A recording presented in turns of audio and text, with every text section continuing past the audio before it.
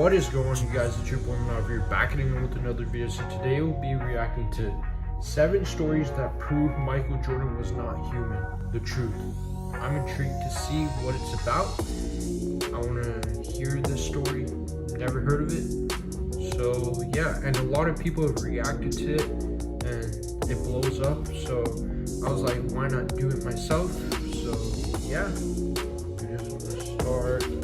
What's up guys, Mike here, and on this channel we've already done 2 videos on Michael Jordan conspiracies. But today we're throwing out the conspiracies and just sticking with straight up crazy stories. So enough of me. Oh, he put Jordan's face. 7 stories that prove Michael Jordan is Oh not my a God. human. Number 7. He literally edited it.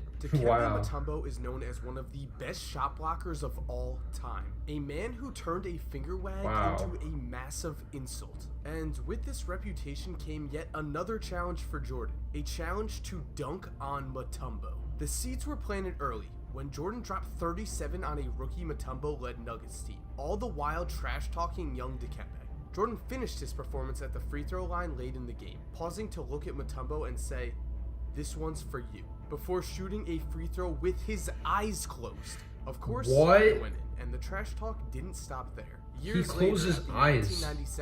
Now this is what you call dedication. Like, who does that? You don't see people doing that. Like, you rarely see people doing that. That's crazy. And just a few months later, during the 1997 NBA playoffs, enter the finger wag. So yes, Michael MJ Jordan did all is the very action much a and man he of did his all the word. talking. Number 6, that other guy, still the best at 43. At one time in his life, talking doesn't help. The top high school Doing the in his action class will and help was more. not afraid to remind opponents of this fact. Unfortunately for Mayo, his trash talk caught up to him, because in Michael Jordan's own camp, he starts his thing about, you can't guard me, you can't do this. You know, I got my campus here, so I can't really go where I want to go. Because it's all about the action. It's not about talking. And those people can talk all they want. At the end of the day, it's just coming out of their own mouth. It's not. It's just coming out of their physical appearance, like how they're saying it physically. It's not coming mentally. Mentally, you're focused in, you're locked in, and that's what MJ was. The night ended with Jordan reminding Mayo, "You may be the best high school player, but I'm the best player in the world." Facts, big facts. He was in his early 40s. I can't Number 5. dispute that. Is he big enough? As we've already said, Michael Jordan loved to dunk.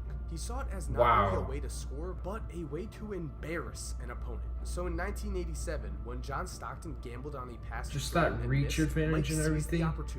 Look at that. Look how he jumps.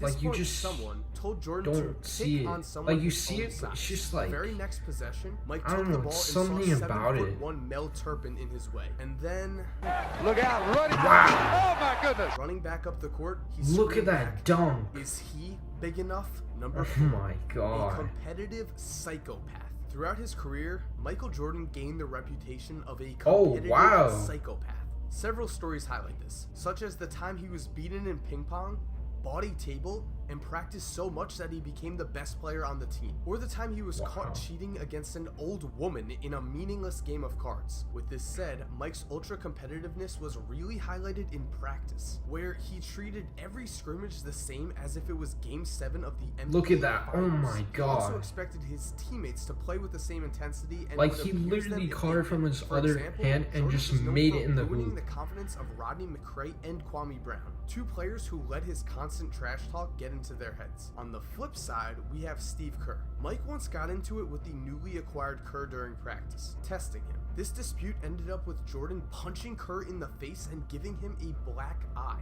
To his credit, Kerr stood up for himself. So this is like tackling, fighting and stuff. Like, they were going physical with it. Up and go back at him. Like, I could tell they were not cool with each other. We have a great relationship ever since. You gotta prove it, and then once you prove it, you're fine. And later on, in they had like some Jordan bad blood going towards each other. Respected, and Kerr knocked down a game-winning shot in the finals. The point being that Jordan was always testing people, and you needed to fight back to earn his respect. That's Number 3.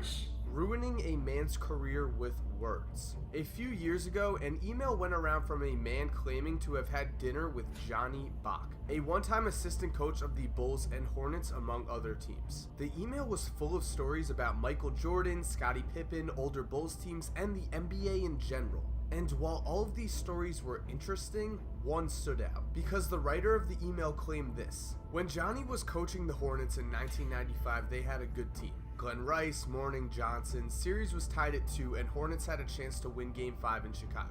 On the biggest possession of the game, Muggsy had the ball with the Hornets down 1. Jordan backed off of him and told him, "Shoot it, you effing midget." Muggsy shot it, didn't come close. A year later, Muggsy actually told Johnny Bach that he believes that single play ruined his career. His shot never recovered. Now, some people have proven this story not to be true because there was no Game 5 in the Bulls-Hornets series that year. However, Johnny Bach was around 90 when he told this story, so he easily could have meant Game 4, the deciding game in the series. In this game, Muggsy Bogues shot 2 for 12, and the following things happened. At the beginning of the fourth, Muggsy and Jordan collide, and when Jordan comes up, he appears to say a few words. From here, Muggsy proceeds to do no right, as he goes on to get tied up into a jump ball, then a few minutes later, he misses a shot badly. And then comes his final shot, with the score tied with around 4 minutes left. If the story is true, on this shot, Jordan calls Muggsy a midget and causes him to miss. Now, Muggsy did miss this shot badly.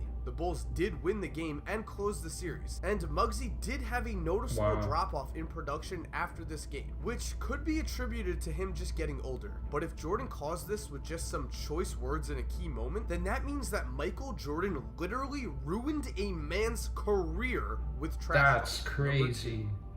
The Shrug. We all know the Shrug, one of Jordan's iconic moments that has been replicated way too many times. What we forget, though, is how this moment was set up. Leading into the 1992 NBA Finals, the media narrative was that Jordan vs. Drexler was a battle of the league's top 2 shooting guards. Some ambitious reporters even claimed that Drexler was at the same talent level as Jordan, or better. When asked about Clyde before the finals, specifically about how Drexler was a better shooter than Jordan from 3, Mike responded, "Drexler is a better three-point shooter than I choose to be," meaning Jordan chose to attack the rim, not settle for threes. If there were any doubts, however, that he could also shoot the basketball, they were surely answered in Game 1. Jordan reminded people of the fact that he was not only the best player in the world, he is the best player of all time, scoring 35 points in the first half, a total 35? That included 6 3-pointers. After his 6th 3, Jordan famously shrugged. Like, he made 35 points in one half. That's crazy. Number 1. 69 points is too easy for most players. 69 points in a professional basketball game is nothing more than a dream. Bro. For Jordan, this type of scoring outburst always seemed possible, and when it came, it even seemed easy.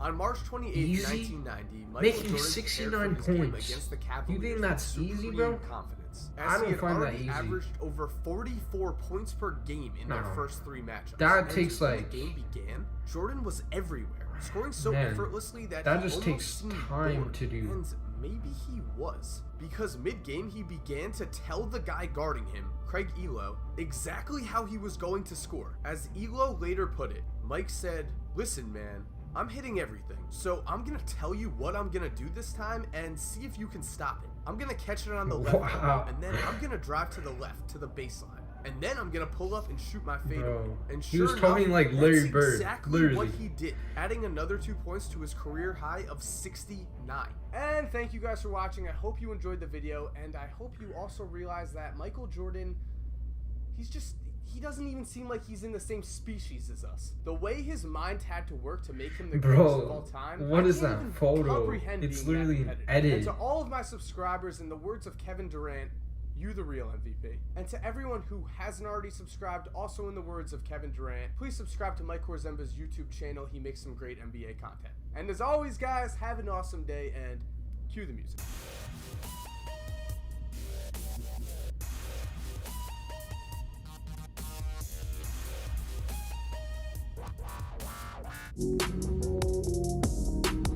Man, this was crazy, bro. Like, man, he really, like just seeing those clips, he really just, like, put like he literally he just didn't even trash talk. He literally did all his actions and just showed it off. He mentally showed it out in the arena. He mentally did all of that. He physically just didn't show it. Mentally he did it, and that's what got him through here.